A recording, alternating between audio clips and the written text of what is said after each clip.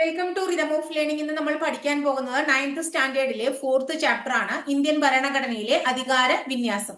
അതായത് ഇന്ത്യയുടെ നിയമനിർമ്മാണ സഭയെക്കുറിച്ചും നമ്മൾ സ്വാതന്ത്ര്യം നേടിത്തന്നതിന് ശേഷം നമുക്ക് ഉണ്ടായിട്ടുള്ള കുറെ എന്താ പറയാ കോൺസ്റ്റിറ്റ്യൂഷനുമായിട്ട് റിലേറ്റഡ് ആയിട്ടുള്ള കുറേയധികം കാര്യങ്ങളാണ്. അപ്പൊ ഇന്ത്യൻ കോൺസ്റ്റിറ്റ്യൂഷനിൽ വളരെ നല്ല മാർക്ക് നേടിത്തരുന്ന റാങ്ക് മേക്കിംഗ് ക്വസ്റ്റ്യൻസ് നേടിത്തരുന്ന ഒരു ചാപ്റ്റർ ആണ് അത്. ക്ലാസ്സിലേക്ക് കടക്കാം. നമ്മൾ ആദ്യം തന്നെ ഇവിടെ ഒരു ബോക്സിൽ കൊടുത്തിരിക്കുന്നത് നമ്മുടെ സ്വാതന്ത്ര്യത്തിന്റെ നമുക്ക് സ്വാതന്ത്ര്യം നേടിയ അന്ന് ആ പുലർച്ചയില് നമ്മുടെ പ്രഥമ പ്രധാനമന്ത്രിയായിട്ടുള്ള ജവഹർലാൽ നെഹ്റു രാജ്യത്തെ അഭിസംബോധന ചെയ്ത് പറഞ്ഞ കുറച്ച് കാര്യമാണ്. വർഷങ്ങൾക്ക് മുമ്പ് നാം വിധിയുമായി ഒരു കൂടിക്കാഴ്ച നടത്തി. ആ പ്രതിജ്ഞ പൂർണ്ണമല്ലെങ്കിലും സുപ്രധാനമായി തന്നെ നമ്മൾ നിറവേറ്റിയ സമയമായിരിക്കുന്നു. ഇന്ന് പാതിരാമണി മുഴങ്ങുമ്പോൾ ഇന്ത്യ ഉണർത്തെഴുന്നേൽക്കും, പുതുജീവിതത്തിലേക്കും അതുപോലെ തന്നെ സ്വാതന്ത്ര്യത്തിലേക്കും. ഒരു യുഗം അവസാനിക്കുന്നു. ദീർഘനാളായി അടിച്ചമർത്തപ്പെട്ടിരുന്ന ഒരു രാഷ്ട്രത്തിന്റെ ആത്മാവ് ശബ്ദിക്കുന്നു. ഈ അപൂർവ നിമിഷത്തിൽ ഇന്ത്യയുടെയും ഇവിടുത്തെ ജനങ്ങളുടെയും മനുഷ്യരാശിയുടെയും ആകെത്തനെയും സേവനത്തിനായി സ്വയം അർപ്പിച്ചുകൊണ്ട് നമുക്ക് പ്രതിജ്ഞ ചെയ്യാം. ഇത് അദ്ദേഹം പറഞ്ഞതാണ്. അപ്പൊ എന്താ പറയാ, നമ്മുടെ വിദേശ ഭരണമായിരുന്നു നടന്നിരുന്നത്. വൈദേശിക ഭരണത്തിന്റെ കെടുതികൾ കുടഞ്ഞെറിഞ്ഞ് പ്രതീക്ഷാ നിർഭരവും ഉത്തരവാദിത്വപൂർണവുമായ പാതയിലേക്ക് രാജ്യത്തെ നയിക്കാനുള്ള ഒരു ആഹ്വാനമാണ് ഭരണഘടനാ നിയമനിർമ്മാണ സഭയിൽ നെഹ്റു നൽകുന്നത്. 1947 ഓഗസ്റ്റ് 15 ഇന്ത്യ നേടിയ സ്വാതന്ത്ര്യം നമ്മുടെ ഭരണഘടനാ നിയമനിർമ്മാണ സഭയെ ഏൽപ്പിച്ച ഉത്തരവാദിത്വം വളരെ വലുതും പ്രധാനപ്പെട്ടതുമായിരുന്നു. ബ്രിട്ടീഷ് ഭരണത്തിൽ വിവേചനപരവും ജനാധിപത്യ വിരുദ്ധവും നീതിരഹിതവുമായ നടപടികൾക്ക് ജനങ്ങൾ വിധേയമാക്കപ്പെട്ടിരുന്നു.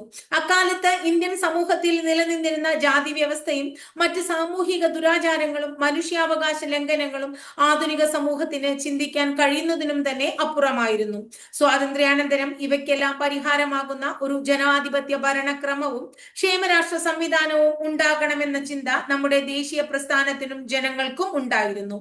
സ്വതന്ത്ര ഇന്ത്യ ജനങ്ങൾക്ക് നൽകിയ പ്രധാനപ്പെട്ട 2 വാഗ്ദാനങ്ങളായിരുന്നു ജനാധിപത്യ ഭരണക്രമവും അതുപോലെ തന്നെ ക്ഷേമ രാഷ്ട്ര നിർമ്മാണവും. ഏതൊക്കെയാണ്? ഒന്ന്, ജനാധിപത്യ ഭരണക്രമം, ജനാധിപത്യ ഭരണക്രമവും അതുപോലെ തന്നെ എന്താണ്, ക്ഷേമ രാഷ്ട്ര നിർമ്മാണവും. ഇന്ത്യ ഇതിലേക്കുള്ള ചുവടുവെപ്പായിരുന്നു ഭരണഘടനാ നിയമനിർമ്മാണ സഭയുടെ രൂപീകരണവും നെഹ്റു അവതരിപ്പിച്ച ലക്ഷ്യപ്രമേയവും എന്ന് ഓർത്തുവെക്കുക. അപ്പൊ ലക്ഷ്യപ്രമേയത്തിൽ നിന്നും ഭരണഘടനയിലേക്ക്. അപ്പൊ ലക്ഷ്യപ്രമേയം എന്താണെന്നൊന്ന് ഓർക്കുക. ഭരണഘടനാ നിയമനിർമ്മാണ സഭ ഇന്ത്യ ഒരു സ്വതന്ത്ര പരമാധികാര റിപ്പബ്ലിക്കായി തീർക്കുവാനും അതിനായി ഒരു ഭരണഘടന തയ്യാറാക്കുവാനുമുള്ള ഗൗരവമേറിയ ദൃഢനിശ്ചയം പ്രഖ്യാപിക്കുന്നു. സ്വതന്ത്ര പരമാധികാര ഇന്ത്യ എന്നത് പഴയ ബ്രിട്ടീഷ് ഇന്ത്യൻ പ്രദേശങ്ങൾ, ഇന്ത്യൻ സംസ്ഥാനങ്ങൾ, ഇന്ത്യൻ യൂണിയന്റെ ഭാഗമാകാൻ തയ്യാറുള്ള ബ്രിട്ടീഷ് ഇന്ത്യക്ക് പുറത്തുള്ള മറ്റു ഭാഗങ്ങൾ എന്നിവയുമായി ഒരു യൂണിയൻ ആയിരിക്കും. ഇന്ത്യൻ യൂണിയൻ രൂപീകരിക്കുന്ന പ്രദേശങ്ങൾ സ്വയംഭരണ യൂണിറ്റുകളായിരിക്കും. കൂടാതെ കേന്ദ്ര ഗവൺമെന്റിൽ നിക്ഷിപ്തമാകാതെയുള്ള എല്ലാ അധികാരങ്ങളും ചുമതലകളും അവയ്ക്ക് നൽകപ്പെടും. സ്വതന്ത്ര പരമാധികാര ഇന്ത്യയുടെ എല്ലാ അധികാരങ്ങളും ജനങ്ങളിൽ നിന്നുമായിരിക്കും ഉത്ഭവിക്കുക.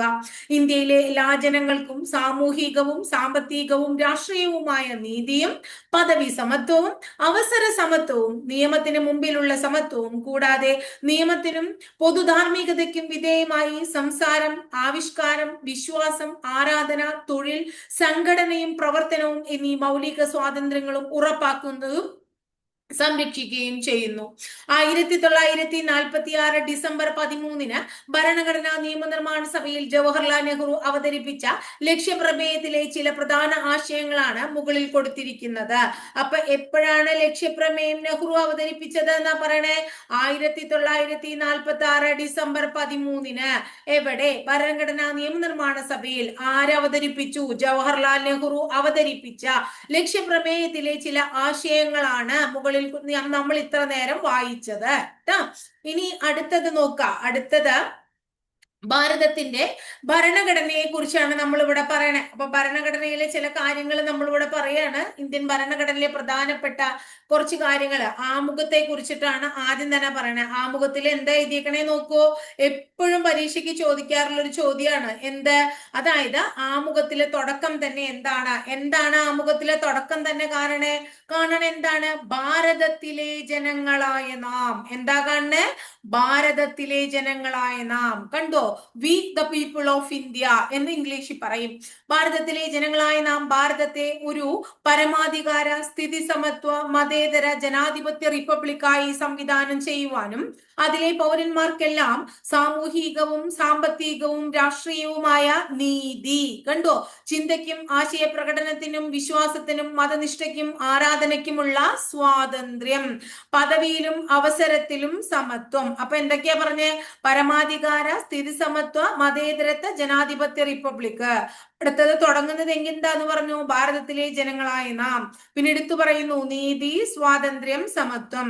അടുത്തത് വ്യക്തിയുടെ അന്തസ്സും രാഷ്ട്രത്തിന്റെ ഐക്യവും അഖണ്ഡതയും, രാഷ്ട്രത്തിന്റെ ഐക്യവും അഖണ്ഡതയും ഉറപ്പുവരുത്തിക്കൊണ്ട് സാഹോദര്യം പുലർത്തുവാനും സഗൗരവം തീരുമാനിച്ചിരിക്കയാൽ നമ്മുടെ ഭരണഘടനാ നിയമനിർമ്മാണ സഭയിൽ ഈ 1949 നവംബർ 26 ദിവസം ഇതിനാൽ ഈ ഭരണഘടന സ്വീകരിക്കുകയും നിയമമാക്കുകയും നമുക്ക് തന്നെ പ്രദാനം ചെയ്യുകയും ചെയ്യുന്നു.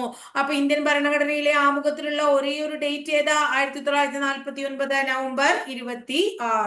പലപ്പോഴും പരീക്ഷയ്ക്ക് ചോദിച്ചിട്ടുണ്ട്. 1907 ഭരണഘടനയിലെ 42 ഭേദഗതി പ്രകാരം പരമാധികാര ജനാധിപത്യ റിപ്പബ്ലിക് എന്നതിന് പകരം ചേർത്തത് എന്താണ്? എന്താ പറയണ ഇവിടെ? പരമാധികാര ജനാധിപത്യ റിപ്പബ്ലിക് അല്ലെ. അപ്പൊ ഇവിടെ പറയണ്ടല്ലോ എന്താണെന്ന്? ഇന്ത്യ പരമാധികാര, സ്ഥിതി സമത്വ, മതേതര ജനാധിപത്യ റിപ്പബ്ലിക് എന്നാണ് പറയുന്നത് അല്ലെ. ഇനി എന്താ പറയാ? രാഷ്ട്രത്തിന്റെ ഐക്യം എന്നതിന് പകരം ചേർത്തത്, രാഷ്ട്രത്തിന്റെ ഐക്യം എന്നതിന് പകരം എന്താണ്? ഇവിടെ നമ്മൾ പറഞ്ഞുല്ലോ, അതായത് എന്താണ് ഇവിടെ രാഷ്ട്രത്തിന്റെ ഐക്യവും അഖണ്ഡതയും എന്ന് കൂട്ടിച്ചേർത്തു. എന്ത് കൂട്ടിച്ചേർത്തു? ഐക്യവും അഖണ്ഡതയും. അതൊക്കെ നമ്മൾ പഠിക്കണതാണ്. ഇതിൽ നിങ്ങൾ പ്രധാനമായിട്ടും ശ്രദ്ധിക്കേണ്ടത് ഇതാണ്, ഭാരതത്തിലെ ജനങ്ങളായ നാം എന്ന് പറയുന്ന ഇൻട്രൊഡക്ഷൻ. അതുപോലെ തന്നെ അടുത്തത് നമ്മളോട് അത് എപ്പോഴും പരീക്ഷയ്ക്ക് ചോദിച്ചിട്ടുണ്ട്. പിന്നെ ഇതിലുള്ള 1949 നവംബർ 26 എന്ന് പറയുന്ന ഡേറ്റ്. പിന്നെ ഭരണഘടനാ ഭേദഗതി നമ്മൾ പഠിച്ചിട്ടുള്ളതാണ്, അതിന് വീണ്ടും ഇതിൽ പറയും.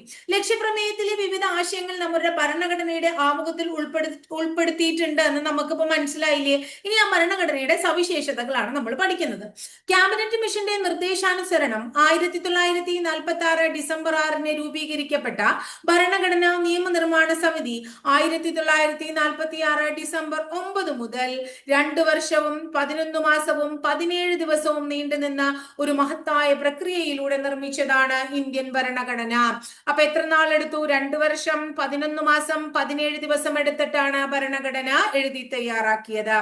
1949 നവംബർ 26 അംഗീകരിച്ച് നിയമമാക്കി നമുക്കായി തന്നെ സമർപ്പിച്ച ഇന്ത്യൻ ഭരണഘടനയിൽ ഇന്ത്യൻ ഭരണഘടന നമുക്കായി സമർപ്പിച്ചത് 49 നവംബർ 26.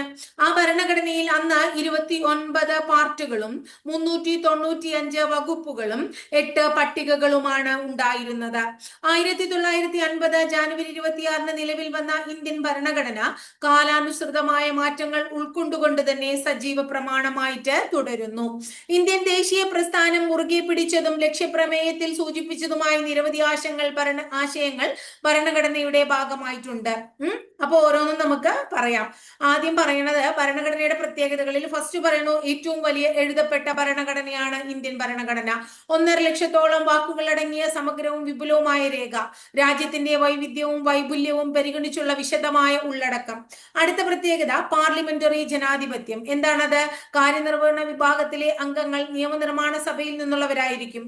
നിയമനിർമ്മാണ വിഭാഗം കാര്യനിർവഹണ വിഭാഗത്തെ നിയന്ത്രിക്കുകയും ചെയ്യുന്നു. അടുത്ത പ്രത്യേകത ദൃഢവും അയവുള്ളതുമായിട്ടുള്ള ഭരണഘടന. ചില വ്യവസ്ഥകൾ ഭേദഗതി ചെയ്യാൻ പ്രത്യേക നടപടിക്രമങ്ങൾ പാലിക്കേണ്ടതുണ്ട്, എന്നാൽ കൂടി മറ്റു ചിലത് സാധാരണ നിയമനിർമ്മാണ രീതിയിൽ ഭേദഗതി ചെയ്യാവുന്നതുമാണ്. മൗലിക അവകാശങ്ങളും കർത്തവ്യങ്ങളും. ഓരോ വ്യക്തിക്കും രാഷ്ട്രം ഉറപ്പുവരുത്തേണ്ട അടിസ്ഥാന അവകാശങ്ങളും പൗരർ രാഷ്ട്രത്തോടും സമൂഹത്തോടും പാലിക്കേണ്ട ഉത്തരവാദിത്വങ്ങളും ഇതിൽ ഉൾപ്പെടുന്നു. മാർഗനിർദ്ദേശക തത്വങ്ങൾ. എന്താണത്? ഭാവി രാഷ്ട്രത്തിന്റെ സാമൂഹിക സാമ്പത്തിക അഭിവൃദ്ധിക്കായി രാഷ്ട്രത്തിന് നൽകിയിട്ടുള്ള നിർദ്ദേശങ്ങളാണ് മാർഗനിർദ്ദേശക തത്വങ്ങൾ. എന്താണ്? ദ്വിമണ്ഡല നിയമനിർമ്മാണ സഭകൾ. മൊത്തം ജനത്തെയും പ്രതിനിധീകരിക്കുന്ന അധോസഭ അഥവാ ലോകസഭ നിയമനിർമ്മാണ സഭകളിൽ രണ്ടാമതൊരു ചിന്തയ്ക്കായി സംസ്ഥാനങ്ങളെ പ്രതിനിധീകരിക്കുന്ന ഉപരിസഭ അഥവാ രാജ്യസഭ എന്നിങ്ങനെ രണ്ടു സഭകളുണ്ട്. ശക്തമായ ഗവൺമെന്റോട് കൂടിയ ഫെഡറലിസം. അധികാരം കേന്ദ്രത്തിനും സംസ്ഥാനങ്ങൾക്കുമായി വേർതിരിച്ചിട്ടുണ്ട് എങ്കിലും കേന്ദ്രത്തിന് മേൽക്കൈ നൽകുന്ന ചില സവിശേഷാധികാരങ്ങൾ ഭരണഘടനയിൽ ഉൾപ്പെടുത്തിയിട്ടുണ്ട്. സ്വതന്ത്രവും നിഷ്പക്ഷവുമായ നീതിന്യായ വ്യവസ്ഥയും ഇതിന്റെ പ്രത്യേകതകളാണ്. നിയമനിർമ്മാണ കാര്യനിർവഹണ വിഭാഗങ്ങളുടെ നിയന്ത്രണമില്ലാതെ ഒരു കോടതി സംവിധാനം ഇന്ത്യക്കുണ്ട്. സ്വതന്ത്ര ഭരണഘടനാ സ്ഥാപനങ്ങൾ ജനാധിപത്യ വ്യവസ്ഥ വിപുലവും അർത്ഥപൂർണവുമാക്കാൻ സ്വതന്ത്ര സ്വഭാവമുള്ള ഭരണഘടനാ സ്ഥാപനങ്ങളും നമുക്കുണ്ട്. ഇതൊക്കെ ഇന്ത്യൻ ഭരണഘടനയുടെ പ്രത്യേകതകളാണ്. എന്തൊക്കെയാണ് പ്രത്യേകതകൾ എന്ന് പറഞ്ഞത്? ഭരണഘടനാ സ്ഥാപനങ്ങൾ സ്വതന്ത്രമായത്, സ്വതന്ത്രവും നിഷ്പക്ഷവുമായ നീതിന്യായ വ്യവസ്ഥ, ശക്തമായ ഗവൺമെന്റോട് കൂടിയ ഫെഡറലിസം, ദ്വിമണ്ഡല നിയമനിർമ്മാണ സഭകൾ, മാർഗനിർദ്ദേശക തത്വങ്ങൾ, മൗലിക അവകാശങ്ങളും കർത്തവ്യങ്ങളും, ദൃഢവും അയവുള്ളതുമായിട്ടുള്ള ഭരണഘടന, പാർലമെന്ററി ജനാധിപത്യം, ഏറ്റവും വലിയ എഴുതപ്പെട്ട ഭരണഘടന. ഇതൊക്കെ ഇന്ത്യൻ ഭരണഘടനയുടെ പ്രത്യേകതകളാണ്. അടുത്ത ഇന്ത്യൻ ഫെഡറലിസത്തെ കുറിച്ച് പറയുന്നു. ഭരണഘടനയുടെ സവിശേഷതകളെ കുറിച്ച് ക്ലാസ്സിൽ അവതരിപ്പിച്ച സെമിനാർ പ്രബന്ധത്തിലെ പ്രസക്ത ഭാഗങ്ങൾ ശ്രദ്ധിച്ചു നോക്കുക. അപ്പൊ അവിടെ ആ സെമിനാറിൽ പറഞ്ഞിരിക്കുന്ന കാര്യങ്ങളാ പറയണേ. നമ്മുടെ രാജ്യത്തിന്റെ വൈവിധ്യവും ഐക്യവും ഒരുപോലെ പാലിക്കുന്നതിന് ഫെഡറൽ സംവിധാനം സഹായിക്കുന്നുണ്ട്. കുട്ടികൾക്ക് ഒരു സെമിനാർ കൊടുത്തിട്ടാണ് അതിന്റെ കൺക്ലൂഷൻ ആയിട്ട് പറയാണ്. പക്ഷെ നമുക്കിത് അത്യാവശ്യമുള്ളതാണ്, ശ്രദ്ധിക്കുക. കൂടാതെ പ്രാദേശിക പ്രാതിനിധ്യം ഉറപ്പുവരുത്തുന്നതിലൂടെ വിഘടനവാദ പ്രവണതകളെ ഫലപ്രദമായി ചെറുക്കുന്നതിനും ഇത്തരം ഒരു ഭരണക്രമീകരണം പ്രയോജനപ്പെടുന്നു. ഭരണത്തിൽ വിവിധ തലങ്ങളെ കൂട്ടിയിണക്കി സാമ്പത്തിക പുരോഗതി കൈവരിക്കുന്നതിനും എല്ലാ വിഭാഗങ്ങളുടെയും ക്ഷേമം ഉറപ്പുവരുത്തുന്നതിനും ഫെഡറലിസത്തിലൂടെ സാധിക്കുന്നുണ്ട്. കേന്ദ്രവും സംസ്ഥാനങ്ങളും അധികാരം പങ്കിടുന്ന ഈ ഭരണ സംവിധാനം ജനാധിപത്യം എന്ന ആശയത്തെ കൂടുതൽ അർത്ഥപൂർണമാക്കുന്നു. അപ്പൊ ഫെഡറലിസം എന്ന് പറഞ്ഞാൽ നമുക്ക് മനസ്സിലായില്ലേ, കേന്ദ്രത്തിനും സംസ്ഥാനങ്ങൾക്കും സ്വയംഭരണാധികാരം ഉണ്ട്. എന്നാൽ കുറച്ച് കൂടുതൽ ആർക്കാണ്? കുറച്ച് കൺട്രോൾ ആരുടെ ഭാഗത്തുണ്ട്? കേന്ദ്രത്തിന്റെ ഭാഗത്തു നിന്നുണ്ട്. ഭരണഘടനയുടെ അടിസ്ഥാനത്തിൽ അധികാരം രണ്ടു തലത്തിലേക്ക് വിഭജിക്കപ്പെടുന്ന സംവിധാനമാണ് ഫെഡറലിസം. കേന്ദ്ര ഗവൺമെന്റും സംസ്ഥാന ഗവൺമെന്റുകളും അധികാരം പങ്കിടുന്ന ഭരണക്രമമാണത്. ഫെഡറലിസത്തിന്റെ അടിസ്ഥാന സവിശേഷതകളായി കണക്കാക്കുന്നത് അതാണ്. അതായത് എന്താണ് എന്താ പറയുന്നത്, നമുക്ക് കേന്ദ്രത്തിനും അതുപോലെ തന്നെ സംസ്ഥാന ഗവൺമെന്റുകൾക്കും അധികാരം ഉണ്ടെങ്കിലും എന്താണ് അടിസ്ഥാന സവിശേഷത എന്ന് പറയുന്നത്? കേന്ദ്ര ഗവൺമെന്റിന് എന്തുണ്ട്? ഓരോ സംസ്ഥാന ഗവൺമെന്റുകളുടെ ഇടയിലും ഒരു നിയന്ത്രണം ഉണ്ട് എന്നുള്ളതാണ് കേട്ടോ. ഇനി നമ്മള് ഭാഗം 1 പറയാണ് ഇന്ത്യൻ ഭരണഘടനയുടെ. ഭാഗം 1 എന്തിനെ കുറിച്ചാ പറയണേ? യൂണിയനും അതിന്റെ ഭൂപ്രദേശങ്ങളും. ഇന്ത്യൻ യൂണിയനെ കുറിച്ചും ഭൂപ്രദേശങ്ങളെ കുറിച്ചും. അതായത് ഈ സംഭവം വളരെ ഇമ്പോർട്ടന്റ് ആണ്, ഡിഗ്രി ലെവൽ പരീക്ഷകൾക്കൊക്കെ ചോദിക്കാറുണ്ട്. അതായത് പാർട്ട് 1 ഇന്ത്യ അതായത് ഭാരതം സംസ്ഥാനങ്ങളുടെ ഒരു യൂണിയനാണ്. മനസ്സിലായോ? അതായത് യൂണിയനും ഭൂപ്രദേശങ്ങളും എന്നുള്ളതിന്റെ എക്സ്പ്ലനേഷൻ പറയാണ് ഇന്ത്യ അല്ലെങ്കിൽ ഭാരതം എന്ന് പറയുന്നത് സംസ്ഥാനങ്ങളുടെയും സംസ്ഥാനങ്ങളുടെ ഒരു യൂണിയൻ ആണ് എന്നാ പറയണത് കേട്ടോ. ഇനി അടുത്തത് ഇന്ത്യൻ ഭരണഘടനയുടെ 1-ാമത്തെ അനുച്ഛേദം നിങ്ങൾ വായിച്ചുവല്ലോ. ഇതുപ്രകാരം ഇന്ത്യ അതായത് ഭാരതം സംസ്ഥാനങ്ങളുടെ ഒരു യൂണിയൻ ആയിരിക്കും. എന്നാൽ ഭരണഘടനയിൽ ഒരിടത്തും ഇന്ത്യ ഒരു ഫെഡറൽ രാഷ്ട്രമാണെന്ന് പരാമർശിക്കുന്നില്ല. ഇന്ത്യയുടെ സാമൂഹികവും പ്രാദേശികവും ഭൂമിശാസ്ത്രപരമായ വൈവിധ്യങ്ങളെ ഉൾക്കൊള്ളുന്നതിനും രാജ്യത്തിന്റെ ഐക്യവും അഖണ്ഡതയും കാത്തു സൂക്ഷിക്കുന്നതിനും വേണ്ടിയാണ് നമ്മൾ ഫെഡറൽ സംവിധാനം സ്വീകരിച്ചിരിക്കുന്നത്. ഇന്ത്യൻ ഫെഡറലിസത്തിന്റെ സവിശേഷതകളാണ് താഴെ കൊടുത്തിരിക്കുന്നത്. കേന്ദ്രത്തിനും സംസ്ഥാനങ്ങൾക്കുമായി ഒരു പൊതു ഭരണഘടനയുണ്ട്. കേന്ദ്ര സംസ്ഥാനങ്ങൾക്ക് അധികാര വിഭജനം. ഭരണഘടനയുടെ പരമാധികാരം. അധികാര വിഭജനത്തിൽ കൂടുതൽ വിഷയങ്ങളും പ്രധാന അധികാരങ്ങളും ആർക്കാണ്? കേന്ദ്രത്തിനായിരിക്കും. ഏക പൗരത്വം. സ്വതന്ത്രവും നിഷ്പക്ഷവുമായിട്ടുള്ള നീതിന്യായ വ്യവസ്ഥ. ഭരണഘടന ഭേദഗതി ചെയ്യാനുള്ള അധികാരങ്ങളിൽ കേന്ദ്രത്തിന് മേൽക്കൈ. ദ്വിമണ്ഡല നിയമനിർമ്മാണ സഭ. അർദ്ധ ഫെഡറൽ സംവിധാനം. ഇതൊക്കെ തന്നെ ഇന്ത്യൻ ഫെഡറലിസത്തിന്റെ പ്രത്യേകതകളാണ്. ഇന്ത്യൻ ഭരണഘടന ഉയർത്തിപ്പിടിക്കുന്ന ജനാധിപത്യ പ്രതിബദ്ധതയുടെ മറ്റൊരു സവിശേഷതയാണ് ഇന്ത്യൻ ഫെഡറൽ ഘടന. രാഷ്ട്രത്തിന്റെ അധികാരങ്ങൾ ഒരു തലത്തിൽ മാത്രം കേന്ദ്രീകരിക്കാതെ അവ കേന്ദ്ര സർക്കാരിനും സംസ്ഥാന സർക്കാരുകൾക്കും ഇടയിൽ വിഭജിച്ചു നൽകുന്ന സമീപനമാണ് ഇന്ത്യൻ ഭരണഘടന സ്വീകരിച്ചിരിക്കുന്നത്. അധികാര വിഭജനം പരാമർശിക്കുന്ന ഭരണഘടനയുടെ 7-ാം പട്ടിക നമുക്ക് നോക്കാം. 7-ാം പട്ടിക യൂണിയൻ ലിസ്റ്റ്. കേന്ദ്ര ഗവൺമെന്റിന് സമ്പൂർണ്ണ നിയമനിർമ്മാണ അധികാരമുള്ള വിഷയങ്ങളുടെ പട്ടികയാണ് യൂണിയൻ ലിസ്റ്റ്. ഭരണഘടന നിലവിൽ വന്നപ്പോൾ ഇതിൽ 97 വിഷയങ്ങൾ ഉണ്ടായിരുന്നു. ഏതൊക്കെയാണ് നോക്കൂ: വിദേശകാര്യം, പ്രതിരോധം, റെയിൽവേ, ബാങ്കിങ്, പൗരത്വം എന്നിവ യൂണിയൻ ലിസ്റ്റിൽ പെടുന്നതാണ്. എന്നാൽ സ്റ്റേറ്റ് ലിസ്റ്റ് സാധാരണഗതിയിൽ ഒരു സംസ്ഥാന ഗവൺമെന്റിന്റെ നിയമനിർമ്മാണ അധികാരവുമായിട്ട് ബന്ധപ്പെട്ടിട്ടുള്ള വിഷയങ്ങളാണ് സ്റ്റേറ്റ് ലിസ്റ്റിൽ പെടുന്നത്. ഇതിൽ 66 വിഷയങ്ങൾ ഉണ്ടായിരുന്നു. ജയില്, കൃഷി, പോലീസ്, തദ്ദേശ സ്വയംഭരണം എന്നിവ സ്റ്റേറ്റ് ലിസ്റ്റിൽ പെടുന്നു.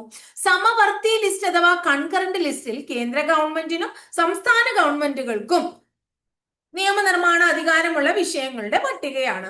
തുടക്കത്തിൽ ഇതിൽ 47 വിഷയങ്ങൾ ഉണ്ടായിരുന്നു. കൺകറന്റ് ലിസ്റ്റ് ഇപ്പോഴും പ്രധാനമാണ്, പരീക്ഷയ്ക്ക് ചോദിക്കാറുണ്ട്. വിദ്യാഭ്യാസം, വനം, ട്രേഡ് യൂണിയൻ, വിവാഹം, ജനന മരണ രജിസ്ട്രേഷൻ, ഇതൊക്കെ കൺകറന്റ് ലിസ്റ്റിൽ പെടുന്നതാണ്.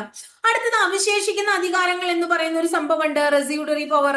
മേൽപ്പറഞ്ഞ 3 അധികാര പട്ടികകളിലും ഉൾപ്പെടാത്ത വിഷയങ്ങളെ, ഈ പട്ടികകളിൽ ഒന്നും ഉൾപ്പെടാത്ത വിഷയങ്ങളെ അവശേഷിക്കുന്ന അധികാരങ്ങൾ എന്നാണ് വിളിക്കുന്നത്.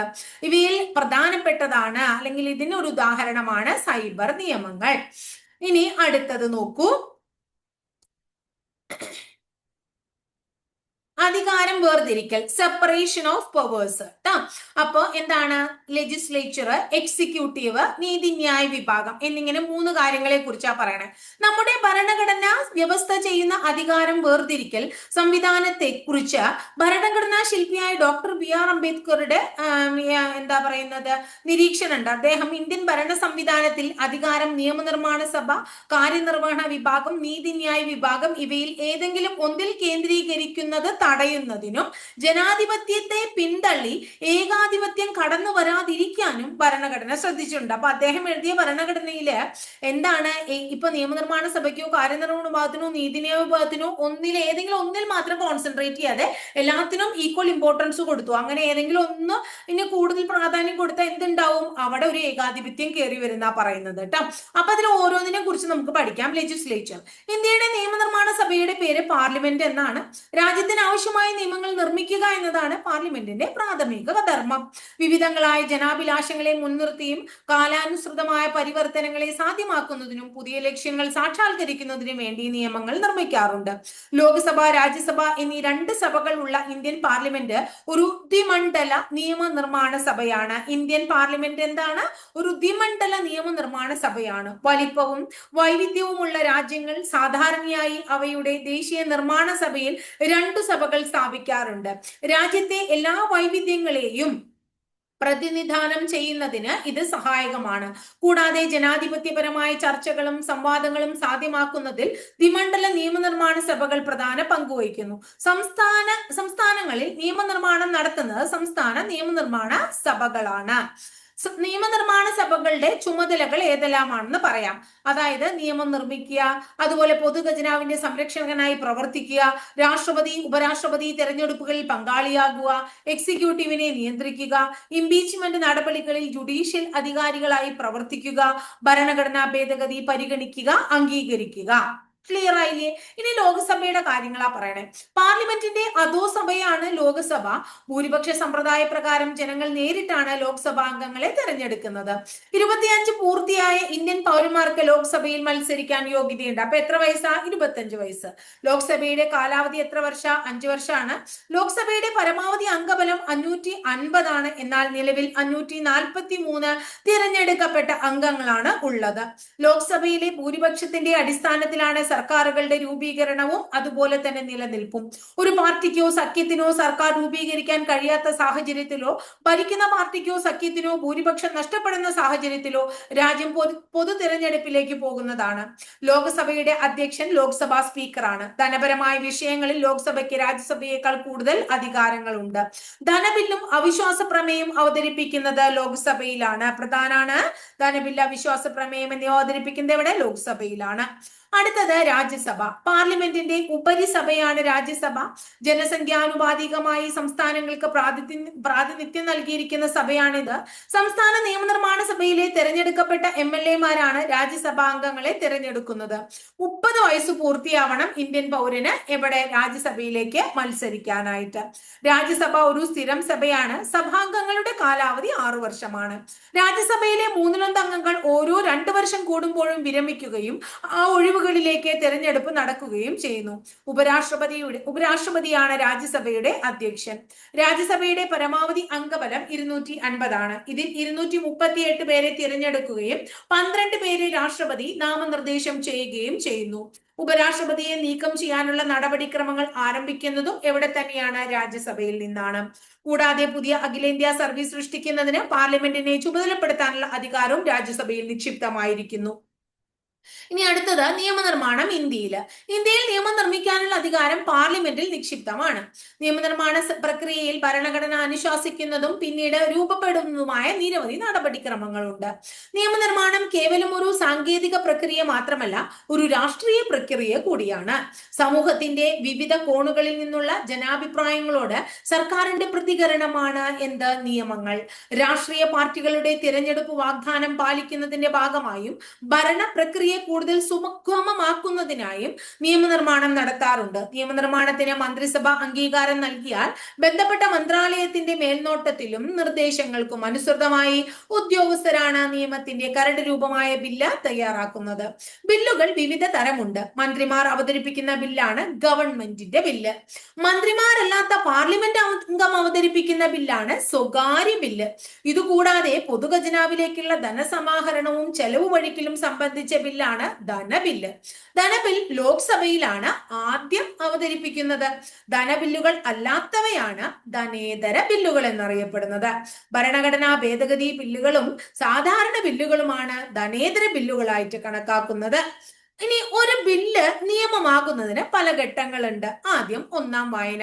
ധനബിൽ അല്ലാത്ത ഏതൊരു ബില്ലും ഇരുസഭകളിൽ ഏതെങ്കിലും ഒന്നിൽ മന്ത്രിയോ സ്വകാര്യ അംഗമോ അവതരിപ്പിക്കുന്നതിനെ 1-ാം വായന എന്ന് വിളിക്കുന്നു. 2-ാം വായനയോ? ഈ ഘട്ടത്തിൽ ബിൽ കമ്മിറ്റിയുടെ പരിഗണനയ്ക്ക് അയക്കുകയോ സഭയിൽ തന്നെ ചർച്ച ചെയ്യുകയോ ചെയ്യുന്നു. കമ്മിറ്റി ഘട്ടം എന്നും ഇതിനെ വിളിക്കുന്നുണ്ട്. മാറ്റങ്ങളോ ഭേദഗതികളോ ഈ ഘട്ടത്തിൽ നടത്താൻ പറ്റും. 3-ാം വായനയ്ക്ക് ബിൽ സഭ അംഗീകരിക്കുകയോ നിരസിക്കുകയോ ചെയ്യുന്നു. ബില്ല് ആദ്യം അവതരിപ്പിച്ച സഭയിൽ, അത് ലോക്സഭയായിക്കോട്ടെ രാജ്യസഭയായിക്കോട്ടെ, നടപടിക്രമങ്ങൾ പൂർത്തിയായാൽ ഇതേ പ്രക്രിയ 2ാമത്തെ സഭയിലും ആവർത്തിക്കപ്പെടുന്നു. ഇരുസഭകളും അംഗീകരിക്കുന്ന പക്ഷം ബിൽ രാഷ്ട്രപതിയുടെ അംഗീകാരത്തിനായി സമർപ്പിക്കുന്നു. രാഷ്ട്രപതിയുടെ അംഗീകാരം ലഭിക്കുന്നതോടുകൂടി ബിൽ എന്തായി മാറുന്നു? നിയമമായി മാറുന്നു. ക്ലിയർ ആയില്ലേ? ഇനി ഭരണഘടനാ ഭേദഗതി. 61-ാം ഭരണഘടനാ ഭേദഗതിക്ക് അംഗീകാരം. എന്താണ് 61-ാം ഭരണഘടനാ ഭേദഗതി? 18 വയസ്സ് പൂർത്തിയായാൽ തിരഞ്ഞെടുപ്പിൽ വോട്ട് ചെയ്യാം. 86-ാം ഭരണഘടനാ ഭേദഗതിക്ക് രാഷ്ട്രപതിയുടെ അംഗീകാരം. എന്താണ് 86-ാം ഭരണഘടനാ ഭേദഗതി? വിദ്യാഭ്യാസം മൗലിക അവകാശമാണ്. 101-ാം ഭരണഘടനാ ഭേദഗതി എന്താണ്? ചരക്ക് സേവന നികുതി അഥവാ GST നിലവിൽ വരുന്നു. ഇതൊക്കെ പ്രധാനപ്പെട്ട ഭരണഘടനാ ഭേദഗതികൾ പെട്ടിയിലാക്കി കൊടുത്തിരിക്കുന്നതാണ് കേട്ടോ. ഭരണഘടനയിൽ തിരുത്തലുകളോ ഒഴിവാക്കലുകളോ കൂട്ടിച്ചേർക്കലുകളോ വരുത്തുന്നതിനെ ഭരണഘടനാ ഭേദഗതി എന്ന് പറയുന്നു. സാമൂഹിക രാഷ്ട്രീയ ആവശ്യങ്ങളെ പരിഗണിച്ച് കാലാനുസൃതമായി ഭരണഘടനയിൽ മാറ്റം വരുത്തുവാൻ ഭേദഗതി പ്രക്രിയ സഹായകമാകുന്നു. ഇന്ത്യയിൽ ഭരണഘടനാ ഭേദഗതി ചെയ്യുന്ന അധികാരം പാർലമെന്റിൽ മാത്രമാണ് നിക്ഷിപ്തമായിരിക്കുന്നത്. ഭരണഘടനയുടെ അനുച്ഛേദം 368 പ്രകാരമാണ് പാർലമെന്റിന് ഭേദഗതിക്കുള്ള അധികാരം ലഭിക്കുന്നത്. ഭേദഗതി ബില്ലിന് രാഷ്ട്രപതിയുടെ മുൻകൂർ അനുമതിയുടെ ആവശ്യമില്ല. ഭരണഘടനാ ഭേദഗതി ബില്ല് നിയമമാകണമെങ്കിൽ ഇരുസഭകളും അംഗീകാരം വേണം. ഇരുസഭകൾക്കും ഇടയില് ഭരണഘടനാ ഭേദഗതി ബില്ലിലേക്കുള്ള തർക്കങ്ങൾ പരിഹരിക്കാൻ സംയുക്ത സമ്മേളനം പോലുള്ള നടപടിക്രമം ഇല്ല. ഏതെങ്കിലും ഒരു ഭരണഘടനാ ഭേദഗതി നിയമം ഭരണഘടനയുടെ വാക്കുകൾക്കോ അർത്ഥത്തിനോ വിരുദ്ധമാണെന്ന് കണ്ടാൽ ആ നിയമത്തെ അസാധുവാക്കുവാൻ ജുഡീഷ്യറിക്ക് അധികാരവുമുണ്ട്. ഭരണഘടനാ ഭേദഗതി രീതികൾ: അയവുള്ള ഭേദഗതി, ദൃഢമായ ഭേദഗതി, അതിദൃഢമായിട്ടുള്ള ഭേദഗതി. ഈ 3 കാര്യങ്ങളാണ് നമ്മൾ പറയുന്നത്. അതില് അയവുള്ള ഭേദഗതി എന്ന് പറഞ്ഞാൽ ഇന്ത്യൻ ഭരണഘടനയിലെ ചില വകുപ്പുകൾ പാർലമെന്റിന്റെ കേവല ഭൂരിപക്ഷത്തോടു കൂടി സാധാരണ നിയമനിർമ്മാണത്തിന് സമാനമായ നടപടിക്രമങ്ങൾ വഴി ഭേദഗതി ചെയ്യാൻ പറ്റും, വലിയ പ്രശ്നങ്ങളൊന്നും ഇല്ലാണ്ട്. ഉദാഹരണം, സംസ്ഥാനത്തിന്റെ പേരുകൾ, ഇപ്പൊ കേരളം അത് ഇപ്പൊ ഏറ്റവും ലേറ്റസ്റ്റ് ആയിട്ടുള്ളതാണ് അല്ലെ, അതിരുകള്, പൗരത്വം, അങ്ങനെയുള്ള കാര്യങ്ങൾ.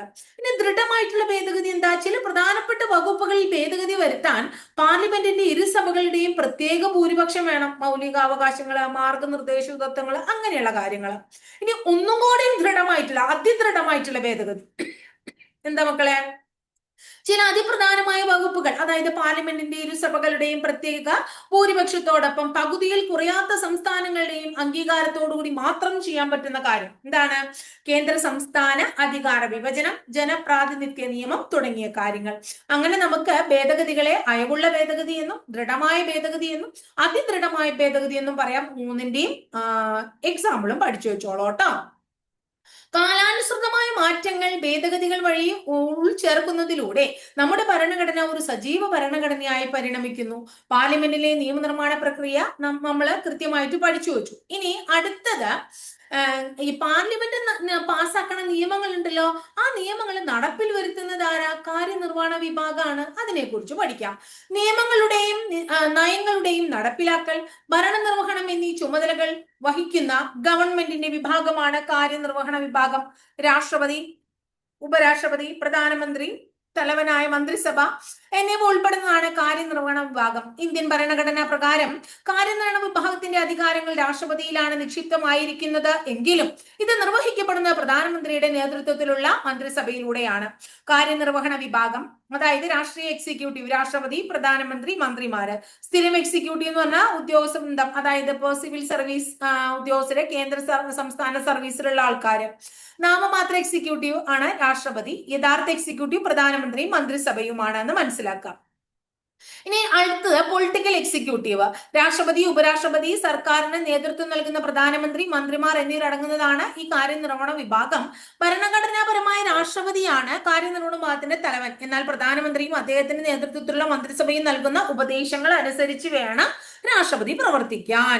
അതേസമയം രാഷ്ട്രപതിക്ക് സ്വയം വിവേചനാധികാരം ഉപയോഗിച്ച് പ്രവർത്തിക്കാവുന്ന ചില സാഹചര്യങ്ങളും ഉണ്ട്. രാഷ്ട്രപതി ഇന്ത്യയുടെ കാര്യനിർവഹണ വിഭാഗത്തിന്റെ തലവനാണ് രാഷ്ട്രപതി.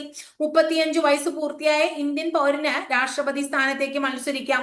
പാർലമെന്റിന്റെ ഇരുസഭകളിലെയും സംസ്ഥാന നിയമനിർമ്മാണ സഭകളിലെയും തിരഞ്ഞെടുക്കപ്പെട്ട അംഗങ്ങൾ ഉൾക്കൊള്ളുന്ന ഇലക്ടറൽ കോളേജാണ് രാഷ്ട്രപതിയെ തിരഞ്ഞെടുക്കുന്നത്.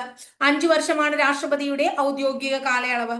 പാർലമെന്റ് വിളിച്ചുകൂട്ടുക, ലോക്സഭ പിരിച്ചുവിടുക, പ്രധാനമന്ത്രിയെയും മന്ത്രിസഭയെയും നിയമിക്കുക, സുപ്രീം കോടതിയിലെയും ഹൈക്കോടതിയിലെയും ജഡ്ജിമാരെ നിയമിക്കുക, സംസ്ഥാന ഗവർണർമാരെ നിയമിക്കുക, അടിയന്തരാവസ്ഥ പ്രഖ്യാപിക്കുക, പ്രതിരോധ സേവനങ്ങളുടെ സർവ്വസൈന്യാധിപനായി പ്രവർത്തിക്കുക തുടങ്ങിയവയാണ് രാഷ്ട്രപതിയുടെ ചുമതലകൾ. രാഷ്ട്രപതി രാജി സമർപ്പിക്കേണ്ടത് ഉപരാഷ്ട്രപതിക്കാണ്. രാഷ്ട്രപതിയുടെ അഭാവത്തിൽ ഉപരാഷ്ട്രപതിയാണ് ചുമതലകൾ നിർവഹിക്കുന്നത്. ഇന്ത്യയുടെ പ്രഥമ രാഷ്ട്രപതി ആരാണ്? ഡോക്ടർ രാജേന്ദ്ര പ്രസാദ് ആണ്. രാജ്യത്തെ ഭരണത്തലവനായ പ്രധാനമന്ത്രി ലോക്സഭയിൽ ഭൂരിപക്ഷമുള്ള പാർട്ടിയുടെയും മുന്നണിയുടെയും രാജ്യത്തിന്റെ നേതാവുമാണ്. ഇപ്പൊ പ്രധാനമന്ത്രിയെ കുറിച്ചാ പറയണേ അല്ലെ. മന്ത്രിസഭ രൂപീകരിക്കുന്നതും മന്ത്രിസഭയിലും ക്യാബിനറ്റിലുമുള്ള അംഗങ്ങളെ നിശ്ചയിക്കുന്നതും പ്രധാനമന്ത്രിയാണ്. മന്ത്രിമാരുടെ വകുപ്പുകളിൽ മാറ്റം വരുത്തുവാനും ക്യാബിനറ്റിലേക്കും മന്ത്രിസഭയിലേക്കും അംഗങ്ങളെ ഉൾപ്പെടുത്തുവാനും ഒഴിവാക്കാനുമുള്ള അധികാരവും പ്രധാനമന്ത്രിക്കുണ്ട്.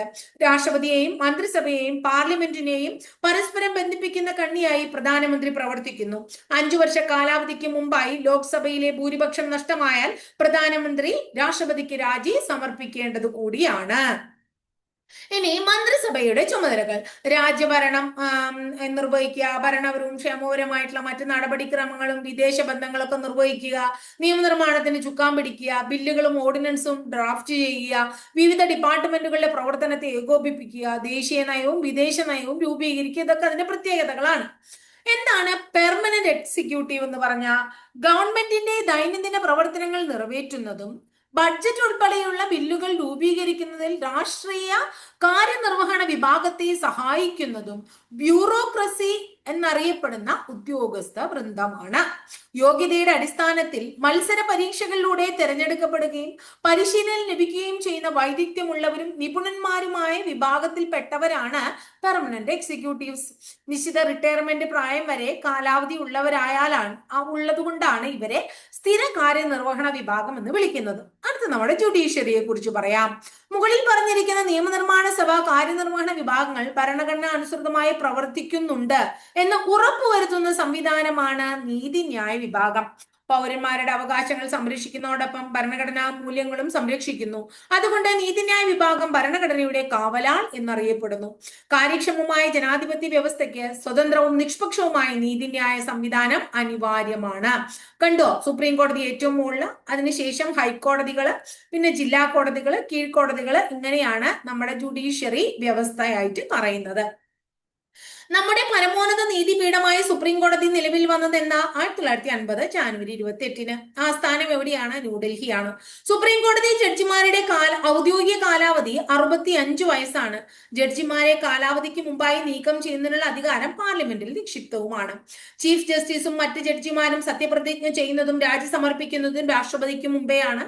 വിവിധ തരത്തിലുള്ള നിയമ തർക്കങ്ങൾ പരിഹാരം നൽകുന്നതോടൊപ്പം സുപ്രീം കോടതി ഭരണഘടനയുടെ പരമോന്നത വ്യാഖ്യാതാവായും മൗലികാവകാശങ്ങൾ സംരക്ഷകനായും ഉൾക്കൊള്ളുന്നു. സുപ്രീം കോടതിയുടെ അധികാരങ്ങൾ. ഉത്ഭവാധികാരം. സുപ്രീം കോടതിക്ക് മാത്രം പരിഹരിക്കാൻ കഴിയുന്ന ചില വിഷയങ്ങളാണ് ഉത്ഭവാധികാരങ്ങളുടെ പരിധിയിൽപ്പെടുന്നത്. ഉദാഹരണം, കേന്ദ്ര സംസ്ഥാന തർക്കങ്ങൾ. അപ്പീൽ പരിഗണിക്കാനുള്ള അധികാരം. സുപ്രീം കോടതി ഏറ്റവും ഉയർന്ന അപ്പീൽ കോടതിയാണ്. അതുകൊണ്ട് തന്നെ രാജ്യത്തെ ഏതൊരു കീഴ്ക്കോടതിയുടെയും വിധിയിന്മേൽ വരുന്ന അപ്പീലുകൾ സ്വീകരിക്കാൻ സുപ്രീം കോടതിക്ക് അധികാരമുണ്ട്. ഇനി ഉപദേശക അധികാരം. രാഷ്ട്രപതി ആവശ്യപ്പെടുന്ന ഏതൊരു വിഷയത്തെ സംബന്ധിച്ചും നിയമോപദേശം നൽകുവാൻ സുപ്രീം കോടതിക്ക് ബാധ്യതയുണ്ട്. റിട്ട് അധികാരം. മൗലികാവകാശങ്ങൾ ലംഘിക്കപ്പെടുമ്പോൾ അവയുടെ സംരക്ഷണാർത്ഥം റിട്ടുകളുടെ രൂപത്തിൽ പ്രത്യേക ഉത്തരവുകൾ പുറപ്പെടുവിക്കാനും സുപ്രീം കോടതിക്ക് അധികാരമുണ്ട്. പുനരവലോകന അധികാരം. ഭരണഘടനയുടെ സംരക്ഷകൻ എന്ന ചുമതല നിർവഹിക്കുന്നതിൽ നീതിന്യായ വിഭാഗത്തിന് ഏറ്റവും കരുത്തായി നിൽക്കുന്നത് അതിന്റെ നീതിന്യായ പുനരവലോകന അധികാരമാണ്. അടുത്തതാണ് ജുഡീഷ്യറി റിവ്യൂ. നോക്കുക, പാർലമെന്റ് പാസാക്കുന്ന നിയമങ്ങളുടെയും കാര്യനിർവഹണ വിഭാഗം പുറപ്പെടുവിക്കുന്ന ഉത്തരവുകളുടെയും ഭരണഘടനാ സാധുത പരിശോധിക്കാനും അവ ഭരണഘടനയുടെ വാക്കുകൾക്കോ അർത്ഥത്തിനോ വിരുദ്ധമാണെന്ന് ബോധ്യമായാൽ അവയെ ഭരണഘടനാ വിരുദ്ധമെന്ന് പ്രഖ്യാപിക്കാനുമുള്ള സുപ്രീം കോടതിയുടെ പ്രത്യേക അധികാരത്തെയാണ് നീതിന്യായ പുനരവലോകന അധികാരം എന്ന് വിളിക്കുന്നത്. ഇനി പരസ്പര നിയന്ത്രണവും അധികാര സന്തുലനവും. ഭരണഘടനാപരമായി ഗവൺമെന്റിന്റെ അധികാരങ്ങൾ നിയമനിർമ്മാണം, കാര്യനിർവഹണം, നീതിന്യായം എന്നീ 3 വിഭാഗങ്ങൾക്ക് വിഭജിച്ച് നൽകിയിട്ടുണ്ട്. എന്നിരുന്നാലും ഇവയ്ക്കിടയിൽ യുക്തിസഹമായ ഒരു പരസ്പര നിയന്ത്രണവും ഏകോപനവും അധികാര പ്രയോഗത്തിലെ സന്തുലനവും സാധ്യമാക്കാൻ നമ്മുടെ ഭരണഘടന ശ്രദ്ധിച്ചിട്ടുണ്ട്. നോക്കൂ, ബഡ്ജറ്റ് പരിഗണിക്കുക, ചോദ്യോത്തരവേള തുടങ്ങിയ മാർഗങ്ങളിലൂടെ എക്സിക്യൂട്ടീവ് ബീച്ച് പോലുള്ള ജുഡീഷ്യറിയെയും നിയന്ത്രിക്കാൻ പാർലമെന്റിന് കഴിയും. അതുപോലെ ബില്ലുകൾക്ക് അംഗീകാരം നൽകല്, ദയാഹർജി പരിഗണിക്കല്, ജഡ്ജിമാരുടെ നിയമനം, സ്ഥലം മാറ്റം പോലുള്ളവ എക്സിക്യൂട്ടീവിനെ പാർലമെന്റിന്റെയും ജുഡീഷ്യറിയുടെയും ക്രിയാത്മകമായി നിയന്ത്രിക്കാൻ പറ്റും. നീതിന്യായ പുനരവലോകന അധികാരത്തിലൂടെ ജുഡീഷ്യറിക്ക് പാർലമെന്റിനെയും എക്സിക്യൂട്ടീവിനെയും നിയന്ത്രിക്കാൻ പറ്റും. അപ്പോൾ ഓരോരുത്തർക്കും പരസ്പരം അങ്ങോട്ടും ഇങ്ങോട്ടും കൺട്രോൾ ചെയ്യാൻ പറ്റുന്നതാണ് ഇവിടെ ഉദ്ദേശിക്കുന്നുള്ളൂ. ഇന്ത്യൻ ഭരണഘടന ജനാധിപത്യം എന്ന ഭരണ സംവിധാനത്തെയും മൂല്യത്തെയും അതിന്റെ രാഷ്ട്രസങ്കല്പങ്ങളിൽ ഉറപ്പിക്കുന്നു. അധികാര കേന്ദ്രീകരണം ഒഴിവാക്കുന്നതിനും സ്വേച്ഛാധിപത്യ പ്രവണതകൾ തടയുന്നതിനും ജനാധിപത്യം പരിപാലിക്കുന്നതിനും വേണ്ടിയാണ് ഗവൺമെന്റിന്റെ അധികാരം 3 ശാഖകൾക്കിടയിൽ വിഭജിച്ചു നൽകിയിരിക്കുന്നത്. അധികാരം 3 ശാഖകൾക്കിടയിൽ വിഭജിച്ച് നൽകിയിരിക്കുന്നതിന്റെ ഗുണമാണ് നമ്മൾ ഇവിടെ പറഞ്ഞത്. സ്വാതന്ത്ര്യ സമരത്തിന്റെ ആശയങ്ങളും അഭിലാഷങ്ങളും ഭരണഘടന മുന്നോട്ട് വെക്കുന്ന മൂല്യങ്ങളും ദർശനങ്ങളും വ്യവസ്ഥാപിതമാക്കാനുള്ള ശ്രമങ്ങളാണ് ഗവൺമെന്റിന്റെ ശാഖകളിലൂടെ നമ്മുടെ രാഷ്ട്രം നടപ്പിൽ വരുന്നത്. അപ്പോ ഇവിടെ നമ്മള് എന്താ പറയുന്നത്? ജുഡീഷ്യറിക്ക് മാത്രമായിട്ടൊരു അധികാരമില്ല, എക്സിക്യൂട്ടീവ്സിന് മാത്രമായിട്ടൊരു അധികാരമില്ല അല്ലെ? അത് പറഞ്ഞു. കാരണം അങ്ങനെയാവുമ്പോ അവിടെ ഏകാധിപത്യം ഉണ്ടാവും. അത് മാറ്റാൻ വേണ്ടിയിട്ട് 3 കൂട്ടരും തമ്മിൽ ഒരേ രീതിയിൽ, അതായത് ആർക്കാ ഇപ്പോ എന്തിനാണ് ഏറ്റവും പരമാധികാരം? അങ്ങനെ ഇല്ല, എല്ലാവരും പരസ്പര പൂരകങ്ങളാണ് എന്നുള്ളതാണ് ഇവിടെ പറയുന്നത്. അപ്പോഴാണ് എന്താ പറയുന്നത്, ഒരു രാജ്യം ഭംഗിയായിട്ട് മുന്നോട്ട് കൊണ്ടുപോകാനായിട്ട് സാധിക്കുള്ളൂ എന്ന്. അപ്പൊ ഇത്രയാണ് വളരെ ഇമ്പോർട്ടന്റ് ആയിട്ടുള്ള കുറച്ച് കാര്യങ്ങളാണ് നമ്മൾ ഇന്നത്തെ ക്ലാസ്സിൽ പഠിച്ചത്. വളരെ ഇമ്പോർട്ടന്റ് ആണ്. ക്ലാസ് കേട്ട് വായിച്ച് മനസ്സിലാക്കി നിങ്ങൾ പഠിച്ചു വെക്കുക കേട്ടോ. അപ്പൊ ഇത്രയേ ഉള്ളൂ ഇന്നത്തെ ക്ലാസ്സിലെ. ടീച്ചറെ ക്ലാസ് ഇഷ്ടപ്പെടുകയാണെങ്കിൽ ഒന്ന് ലൈക്ക് ചെയ്യുക, ഇഷ്ടപ്പെട്ട ക്ലാസ്സുകൾ കൂട്ടുകാരിലേക്ക് ഷെയർ ചെയ്യുക. ആദ്യമായിട്ട് ചാനൽ കാണുന്നവരൊന്ന് സബ്സ്ക്രൈബ് ചെയ്യുക, അതോടൊപ്പം ബെല്ലൈക്കൺ കൂടി ഒന്ന് എനേബിൾ ചെയ്താൽ ടീച്ചർ ഓരോ ദിവസം അപ്ലോഡ് ചെയ്യുന്ന വീഡിയോസ് കൃത്യമായിട്ട് നോട്ടിഫിക്കേഷൻ ആയിട്ട് ലഭിക്കുകയും ചെയ്യും കേട്ടോ.